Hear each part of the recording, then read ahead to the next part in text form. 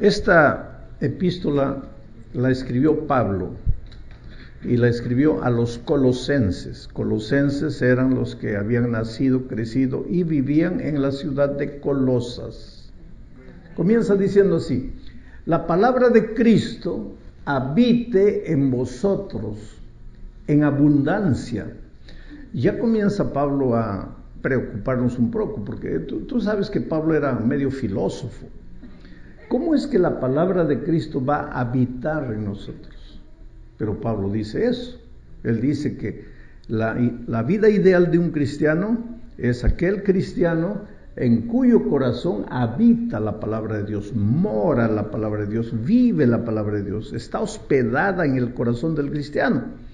La palabra de Cristo habita en vosotros en abundancia, en toda sabiduría, enseñándoos y exhortándoos los unos a los otros con salmos e himnos y canciones espirituales, con gracia, cantando en vuestros corazones al Señor.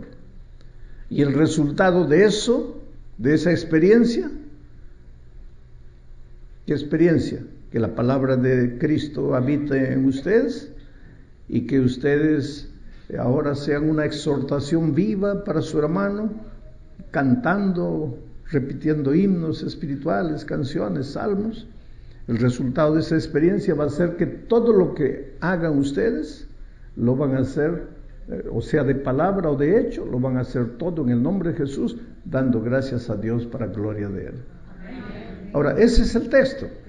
Ahora yo voy a explicar el texto, voy a exponer el texto, vamos a tratar de entender las lecciones que Dios quiere enseñarnos. La palabra de Dios habite en vosotros. ¿Cómo es que la palabra de Dios va a habitar en nosotros? Esto es interesante.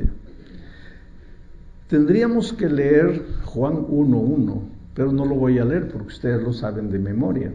En el principio era el verbo, la palabra, porque en griego el verbo es el logos, que es la palabra. Puede ser traducido como la palabra, puede ser traducido como el logos.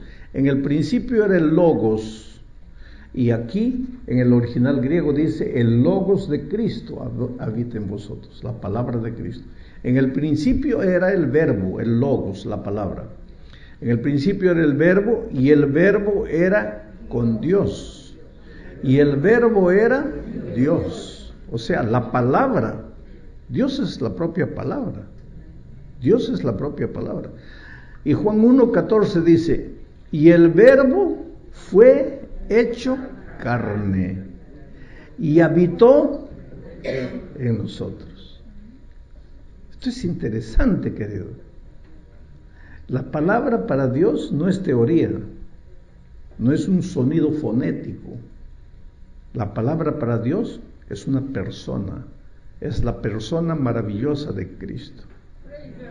Y Cristo lo que más quiere es no vivir contigo, sino vivir en ti. Dios quiere vivir entre los seres humanos. ¿Te acuerdas cuando en el desierto les dio la orden de hacer un santuario? ¿Qué dijo? Y hacerme un santuario y yo ¿qué? Habitaré entre ellos. Porque Dios quiere vivir en nosotros. Pero ¿cómo puede vivir? A ver, ¿alguien tiene una idea cómo Dios puede vivir en nosotros hoy? ¿A través de qué? De su Santo Espíritu y de su palabra. Porque nuestro cuerpo es templo del Espíritu Santo. Es el santuario. Pero aquí hay un pensamiento más. Dice, en el principio era el verbo era con Dios, el verbo era Dios, y este verbo fue hecho carne. O sea, ahora mira lo que Pablo dice. Dice, yo quisiera que la palabra de Cristo habite en vosotros en toda abundancia. En otras palabras, yo quisiera que la palabra de Cristo se haga carne en ustedes. Habite en ustedes, se haga carne. No quiero que la palabra solo sea un sonido fonético. Quiero que las enseñanzas de la palabra no sean solo teoría, sino que se hagan carne en ustedes. De tal manera que por donde ustedes van yendo, ¿quién está yendo? La palabra, que se ha hecho carne en ustedes. ¿Y quién es la palabra? Cristo. Entonces, donde tú vas, camina la palabra, camina Cristo en ti. ¿Te acuerdas que Pablo dijo, no vivo yo más, ahora Cristo vive en mí? ¿Por qué? La palabra vivía en él, la palabra habitaba en él. Pero ¿qué sucede de acuerdo a Pablo? Cuando la palabra de Cristo habita en vosotros, en abundancia, en toda sabiduría, ¿qué va a pasar? Ustedes se van a enseñar y se van a exhortar los unos a los otros. Quiere decir que la mejor enseñanza que puede haber no es que yo les hable, sino que yo viva y que cuando ustedes me ven, crean en lo que están viendo y no crean en lo que están oyendo. Porque hablar es fácil. Dicen que el mejor lugar para ser santo es aquí, en este pedacito. Ahí todos somos santos. Pero lo que Dios quiere es que nosotros seamos la palabra viviente, la palabra andante. Y entonces que cuando tú me ves, mi vida te inspire, y mi vida te exhorte, y mi vida te enseñe. Eso es lo que Pablo está diciendo. Mira, la palabra de Cristo habita en vosotros en abundancia en toda sabiduría, enseñándoos y exhortándoos los unos a los otros. Con la vida, porque la palabra se ha hecho carne. La palabra no está solo escondida aquí, sino que ya entró en nosotros y ahora vivimos la palabra. Pero hay una palabra interesante aquí, la palabra sabiduría. Dice, la palabra de Cristo habita en vosotros en abundancia en toda sabiduría. Tú sabes que lo que más necesitamos para ser felices, para ser victoriosos, para ser prósperos en cualquier área de la vida, en la iglesia, en el trabajo, en la familia, en las relaciones humanas, con la esposa, con los hijos, con los compañeros, lo que más necesitamos para saber vivir es sabiduría. Sabiduría. ¿Y qué cosa es sabiduría? Tampoco, sabiduría no es inteligencia, sabiduría no es estudio, no es porque tú haces un curso doctoral que cuando te gradúas te dan el título de ser un hombre sabio. No, la sabiduría, ¿qué dice la palabra de Dios? Si alguien siente falta de sabiduría, pídasele a Dios. ¿Y qué es lo que Dios te va a dar cuando le pides sabiduría? Te va a dar su palabra. Y cuando la palabra se hace carne en ti, te vuelves un hombre sabio.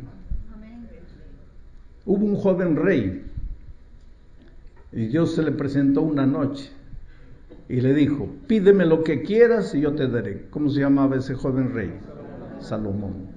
Y Dios le dijo, pídeme lo que quieras y yo te daré. ¿Y qué es lo que Salomón le pidió? Dame sabiduría. Esa palabra sabiduría en hebreo, lo que Salomón dijo, es la palabra yokmah. Les voy a enseñar una palabra en hebreo. Mañana ya le puedes decir a tu amigo que hablas hebreo. Si te pregunta, ¿qué hablas? Yokmah. ¿Y qué es yokmah? Sabiduría. Sabiduría, yokmah. Ya sabes una palabra en hebreo. Sabiduría, yokmah. Cuando Dios le dijo a Salomón, Salomón, pídeme lo que quieras y yo te daré. Él le dijo, Señor, dame yokmah, dame sabiduría. Sabiduría es sinónimo de equilibrio, de sentido común, de prudencia, sensatez. ¿Qué es lo que necesitamos para vivir victoriosamente en esta tierra? Porque a veces nosotros arruinamos el matrimonio por falta de sabiduría, del yokmah, del equilibrio, de la sensatez.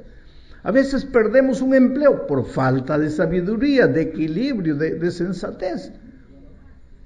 Si tuviéramos sabiduría, ¿qué es sabiduría? Sabiduría es una cosa interesante. Mire, la palabra yokmah, te voy a hacer una ilustración. Es como si una mamá tuviera tuviera 11 hijitos hambrientos y tiene un pastel en la mano, una torta dirían los peruanos, un pastel los mexicanos. Y la mamá va a partir el pastel, la torta, en 11 pedacitos, de tal manera que ninguno de los niños se quede insatisfecho. Quiere decir, ninguno de los niños esté mirando al otro, a ver, ¿quién le ha dado más? ¿A quién le ha dado más? Esa habilidad que la madre tiene de partir en pedacitos exactos se llama sabiduría. La sabiduría te da la capacidad de resolver problemas que tú no pensabas que iban a aparecer, pero aparecen y no sabes cómo resolver, y ahí Dios viene, la sabiduría, pero esa sabiduría es la palabra habitando en ti, y después vamos a entrar, para que la palabra pueda habitar en ti, pues tienes que estudiar la palabra de Dios todos los días, pues si no, ¿cómo va a habitar en ti? Pero cuando la palabra está en ti y estás en una circunstancia en la vida que no sabes cómo reaccionar, qué decir, cómo resolver, ahí viene la sabiduría.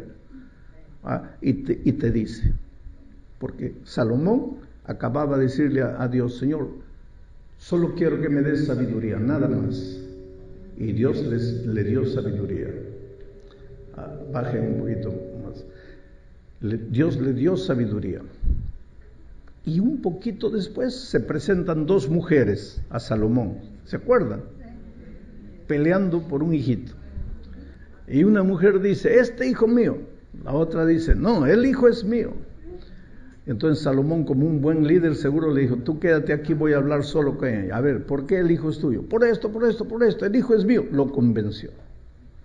Pero como buen líder dijo, no lo voy a oír solo a él, tengo que oír a la otra también. Entonces quédate tú a ver, ¿por qué el hijo es tuyo? Por esto, el hijo es mío. Y el pobre Salomón no sabía qué hacer, porque esta, por sus argumentos, probaba que el hijo era de ella. Y esta, por sus argumentos, probaba que el hijo era de ella. Y el pobre Salomón tenía que darle el veredicto. ¿Y qué hago delante de esta circunstancia? Ahí viene pues la sabiduría. Él le había dicho, Señor, dame sabiduría, y Dios le había dado sabiduría. Y ahora mire, él reacciona y hace algo inesperado. Yo creo que ni él pensó hacerlo, pero ahí viene la sabiduría, la mano de Dios, ayudándote, enseñándote, mostrándote el camino. ¿Y qué dice Salomón? Bueno, ya que el hijo de los dos traigan un cuchillo, vamos a partir, mitad para una, mitad para la otra, y está equilibrado. Una de ellas dijo, muy bien, correcto, buena decisión. La otra dijo, no, Señor, si es para matar a mi hijo, prefiero que se vaya con la otra. Y ahí el rey dijo, esta es la verdadera mamá, porque solo una verdadera madre haría. ¿De dónde le salió al rey eso? Ahora ya pensaste tú cómo sería en las circunstancias de tu propia vida, delante de una circunstancia en la universidad para estudiar, en el trabajo, de una respuesta que tienes que darle al jefe, delante de un pedido de alguna cosa, de la esposa, del esposo, del hijo, el papá, que a veces no sabes qué responder, no sabes qué decir. Y en ese momento tú le dijeras, Dios mío, necesito que me ilumines, y viene la sabiduría. Pero ¿qué es lo que Pablo dice? La palabra de Cristo habita en vosotros, en abundancia y en toda sabiduría. La sabiduría en ti va a ser el fruto de que Jesús, la palabra, habita en ti. La palabra Jesús, con sus enseñanzas, con sus instrucciones, con sus doctrinas, habita en ti. Pero ¿cómo va a habitar en ti si tú no abres el corazón? Y si tú no buscas la palabra, y si tú no la estudias. Y aquí viene el primer deber del cristiano. Mira, cristianismo es compañerismo con Cristo. Cristianismo es comunión diaria con Jesús. Si fuera solamente estar en la iglesia, el cristianismo no se llamaría cristianismo, se llamaría iglesismo. ¿Pero por qué se llama cristianismo? Porque en primer lugar es comunión con Cristo, y naturalmente como resultado de la comunión con Cristo vas a estar en la iglesia también. Pero en primer lugar, comunión con Cristo. Y no hay comunión con Cristo sin las palabras de Cristo en tu corazón. Tienes que buscar todos los días la palabra, aunque no tengas ganas de leer la palabra. Porque este hombre natural que nosotros traemos dentro de nosotros es como un caballito salvaje. No le gusta la palabra, no le gusta el camino de Dios. A esta nuestra naturaleza lo que le gusta es correr. Levántase mañana, trabajar, pero pasar tiempo con la palabra de Dios a la naturaleza pecaminosa no le gusta. Por lo tanto, si vas a tener que estudiar la Biblia, no es porque quieras, es porque tienes que dominarte. Pero pastor, ahí ya estoy mal, porque yo no tengo fuerza de voluntad. Claro que tienes, querido. Porque comer es indispensable. A ver, los que tienen hijitos ahí hijitos de 2, 3 años, van a saber, llega un momento en que el hijito no quiere comer. ¿Y ahí qué haces?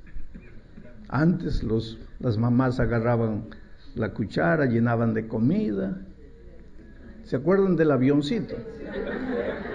A ver, abre la boquita, que ahí viene el avioncito. Un papel ridículo. Pero lo hacíamos, ¿por qué? Porque el hijo tenía que comer. Hoy día ya el avioncito pasó de moda, porque lo que está de moda hoy día es esto aquí, ¿no? Le ponen una historita al niño y ahí está el niño, ¿no?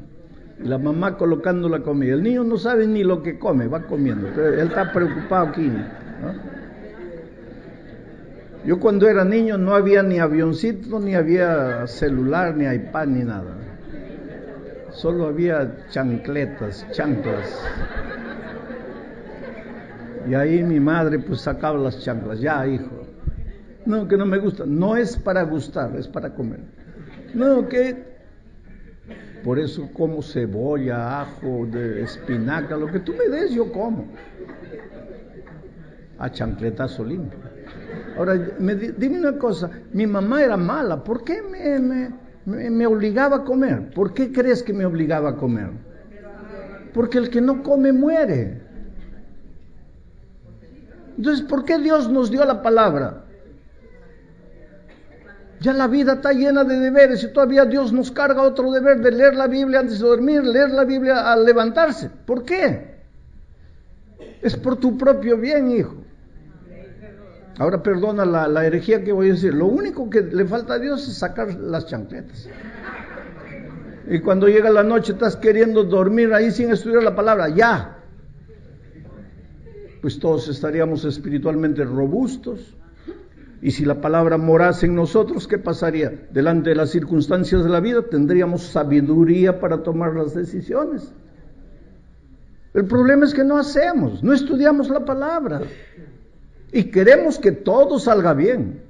En la hora en que tenemos que tomar decisiones, queremos tomar decisiones acertadas. Pero si no tenemos la palabra en nosotros, si no buscamos la palabra de Dios, hay que buscar la palabra de Dios. El otro día un joven me dice, pero pastor, si yo estoy tan cansado que he estudiado para el examen de mañana, estoy tan cansado, ¿para qué voy a leer la Biblia si no entiendo nada, pastor?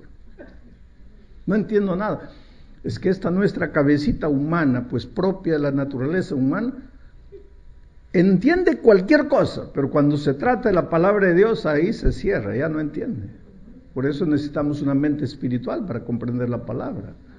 Porque no es propio de la naturaleza entender las cosas espirituales. Entonces, este joven me dice, pero si estoy cansado, ¿para qué voy a leer la palabra? Léela. Pero si no entiendo, léela, aunque no entiendes, lee. ¿Pero de qué me sirve? Te voy a contar una historia. Una viejita iba a la iglesia, la única adventista en casa. Y cuando volvía, los nietos le preguntaban, a ver, abuela, ¿qué has aprendido hoy en la iglesia? Y la viejita pensaba y decía, sabe que no me acuerdo. Entonces el nieto mayor, que era el más burlón, le decía, pero abuela, entonces ¿para qué vas? Yo te digo que mejor quédate en la casa, pero tú me pides que te lleve, yo te llevo, te traigo, y no te acuerdas de nada. Y sábado tras sábado la misma cosa. Abuela, a ver, ¿qué has aprendido? Y la viejita pensaba, se esforzaba, pero no se acordaba. No me acuerdo. Entonces, abuela, ¿para qué vas? Y un día la viejita, de tanto que el nieto la molestaba, la familia trabajaba con carbón, estaban almorzando en el patio, había una descida así, y abajo había un riacho, y la viejita le dice al nieto mayor, al más burlón, por favor, agarra la canasta y tráeme un poquito de agua del riacho. Y el nieto la miró y miró a los otros hermanos como diciendo, oye, ahora sí ya la abuela está completamente, ¿cómo que voy a traer agua en la canasta? Pero el papá estaba ahí, el hijo de la abuela, ¿no? El papá de los muchachos, y el papá miró al muchacho y le dice, ya, hazle el gusto a la abuela. Y pues la viejita, el muchacho se fue con la canasta, llenó la canasta de agua en el riacho, pero cuando llegó de vuelta no había una gota de agua. Era lógico, no había. Y el nieto le dice, ¿estás viendo, abuela? No se puede, con canasta no se puede. Sí, pero por favor, una vez más. ¿Pero para qué, abuela? Y el papá lo miró y el hijo fue allá. Y volvió nada. Una tercera vez. A la cuarta vez, el muchacho ya se rebeló. Le dijo, mira papá, ya le hice a la abuela el gusto 3 veces. No voy más. Dice, abuela, ¿para qué voy si no traigo nada? ¿Ves que llega sin agua? Y la viejita le dice, sí, hijo. Pero ¿te acuerdas cómo estaba la canasta al comienzo? Llena de hollín. Ahora mira la canasta. No trajiste una gota de agua, pero la canasta está limpiecita. Así es conmigo, hijo. Yo voy a la iglesia, escucho la palabra y no me acuerdo, pero por lo menos me siento limpia. No es porque no tengo ganas, no es porque estoy cansado, no es porque no entiendo que no tengo que estudiar. Tienes que alimentarte. Pero no me acuerdo, no importa si te acuerdas o no te acuerdas. ¿Quieres acordarte de lo que estudias? Pablo te va a dar la receta. Mira, la palabra de Cristo habita en vosotros, en abundancia, en toda sabiduría. Entonces, cuando la palabra habita en ti, los unos y los otros se van a enseñar y se van a exhortar, pero porque la palabra se ha encarnado en las personas. Pero se van a exhortar con salmos e himnos y canciones espirituales. La palabra se encarna en ti, para que la palabra no se vaya de tu mente. Canta salmos, canta himnos. Cuando cantas, a la cruz de Cristo voy, pobre, débil, ciego soy. Eso se está encarnando en ti, porque hay una ley de la mente que dice así: la repetición constante de un mismo mensaje lleva inevitablemente a la acción. Esa es una ley de la mente, del aprendizaje. Voy a repetirlo. La repetición constante de un mismo mensaje lleva inevitablemente a la acción. Bueno, como la repetición constante de un mismo mensaje lleva inevitablemente a la acción, voy a repetirlo de nuevo. La repetición constante de un mismo mensaje lleva inevitablemente a la acción. Ustedes ya se lo están sabiendo. Y si comienzan a cantar eso, ya no se olvidan nunca. Y el diablo sabe de esa ley de la mente. Por eso en las canciones te repite, que te conocí una noche, que ya me fui a la cama contigo, que esto, que te repite, porque sabe que la repetición constante del mismo mensaje te lleva inevitablemente a la acción. Ahora, si tú agarrases los conceptos bíblicos, los versículos de la Biblia, y los grabases, y los cantases, te va a llevar a la acción. Por eso Pablo dice, la palabra de Cristo habita en vosotros, en abundancia, en toda sabiduría, enseñándoos y exhortándoos los unos a los otros con salmos e himnos y canciones espirituales, con gracia, porque hay que cantar con gracia, cantando en vuestros corazones al Señor. Pues por donde vas estás cantando en tu corazón. ¿Y cuál es el resultado? Pues el resultado es que todo lo que harás, sea de palabra o de hecho, va a ser hecho en el nombre de Jesucristo, para gloria de Dios, dando gracias a Dios. Esa es la vida linda y maravillosa que todos queremos.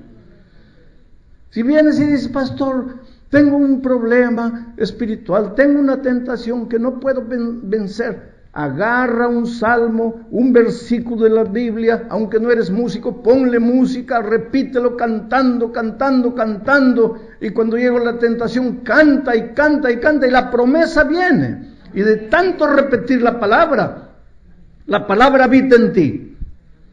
Y en la hora del dilema te da sabiduría.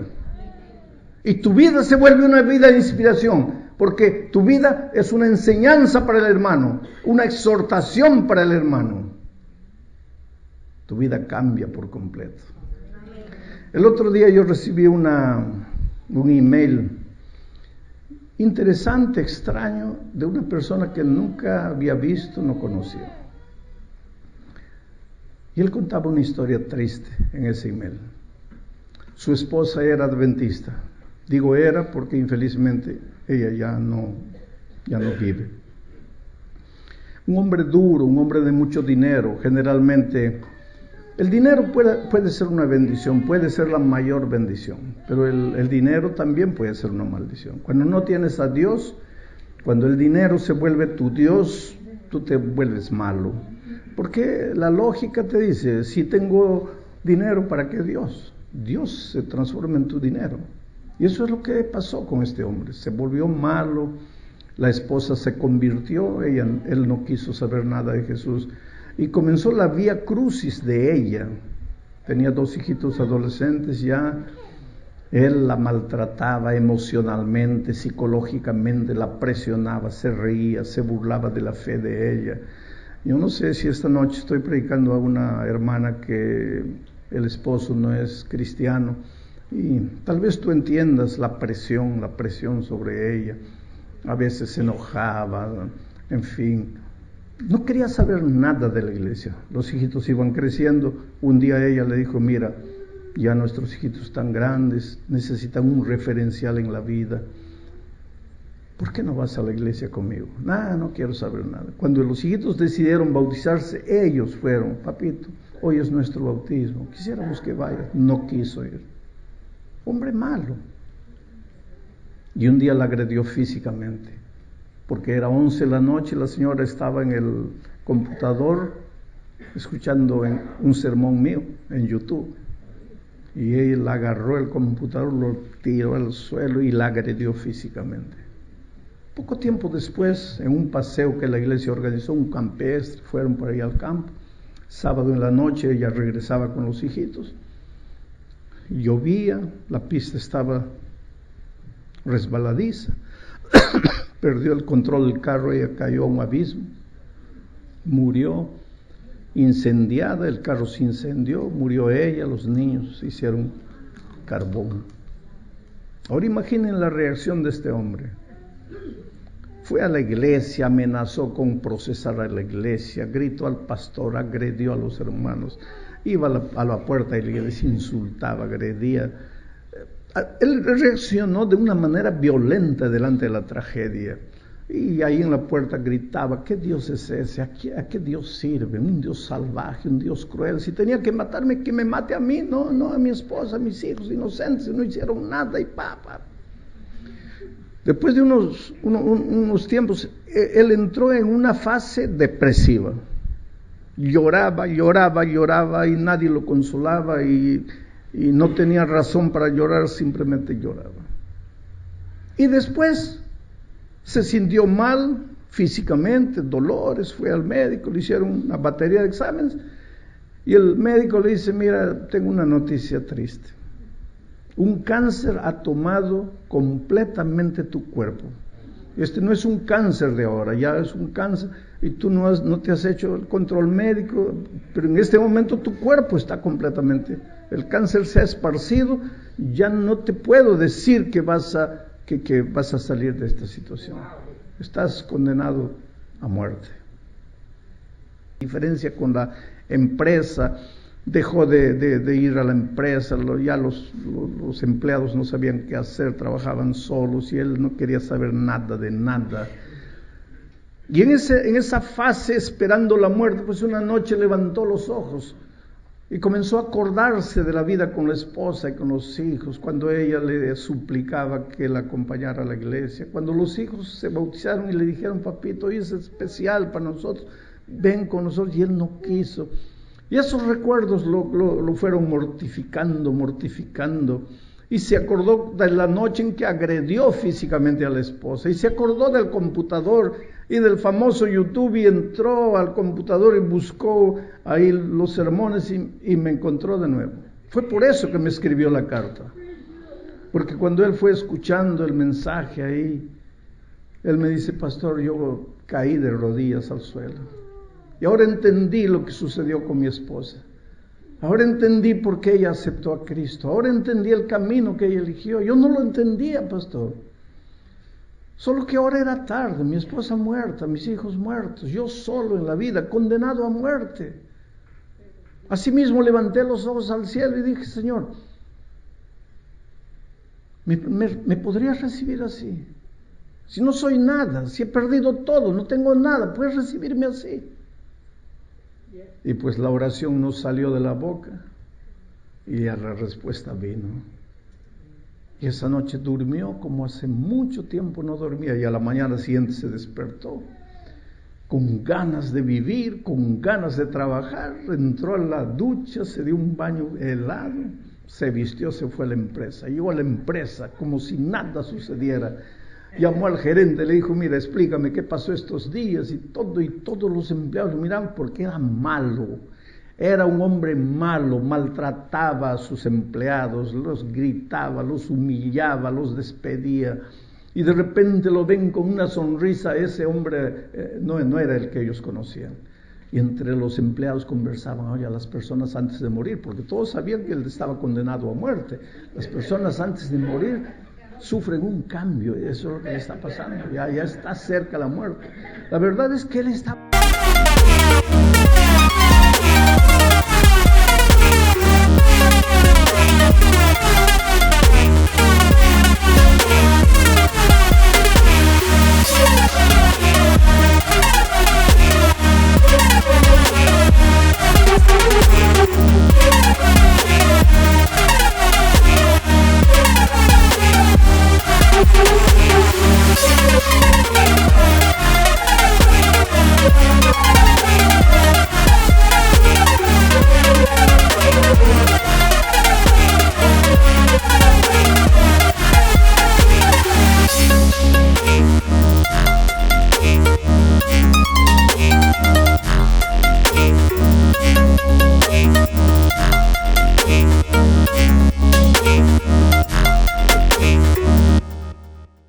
Entonces llegó el momento de hacer el examen que tenía que hacer siempre. El médico le hizo los exámenes, le dijo: mira, ¿estás tomando algún remedio paralelo a los que yo te estoy dando? No, dime en serio, ¿estás tomando alguna cosa? No, doctor. Y yo quiero decirle algo más: ni estoy tomando más los remedios, porque yo, pues ya, ¿qué esperanza tengo? ¿Para qué? El médico le dijo: mira, te voy a dar otros exámenes que necesitas hacer con la mayor urgencia. Trajo los exámenes, el médico le dijo: mira, algo está sucediendo contigo y no entiendo. Te voy a pedir que procures otro hospital, otro médico, otro especialista, hagas otros exámenes, porque no quiero darte mi opinión sin ver otros resultados y otra opinión profesional. Y él fue a otro lugar, hizo otra batería de exámenes, volvió. Y el médico le dijo: mira, de acuerdo con lo que yo tengo aquí en la mano, tú nunca tuviste cáncer. Y él me escribió la carta y me dice: pastor, estoy sano.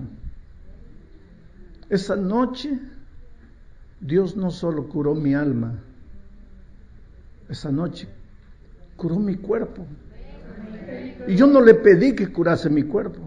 Yo solo le pedí: Señor, perdóname por lo que hice, perdóname la manera como traté a mi esposa, a mi hijo. Pena que yo no puedo remediar nada, ya está hecho, pero yo estoy arrepentido, perdóname. Yo no le pedí que me cure del cuerpo y Él me curó.